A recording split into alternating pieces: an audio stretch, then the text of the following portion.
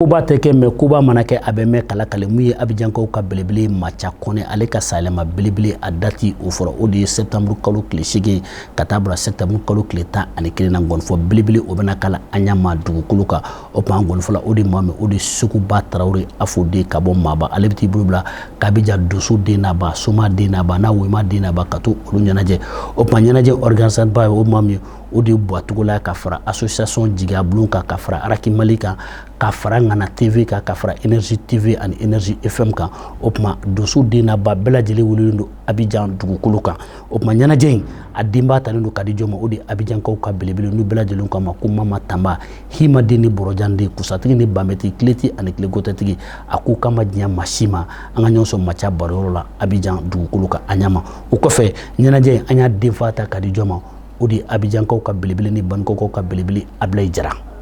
karamɔgɔ Salfu ɲɛnajɛ in kɔnɔ surprise caman b'a kɔnɔ invité d'honneur b'a kɔnɔ Tulubratigi Zu ka bɔ si Jinati Lasi Kamara ka bɔ Yirimajɔ Bakɔrɔbabugu la Alassane Kabure Abidjankaw fɛ yen ka foli di jɔma So Amidi So ale fana invité d'honneur Abidjankaw fɛ yen o kuma Donso den n'a ba Soma den n'a ba Wema den n'a ba Macha Kɔnɛ an b'a fɔ ka balima bɛ fo wa a bɛ se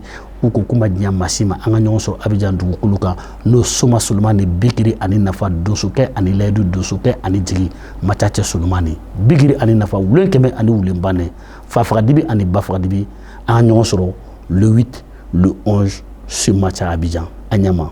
rendez-vous n'est pas manqué.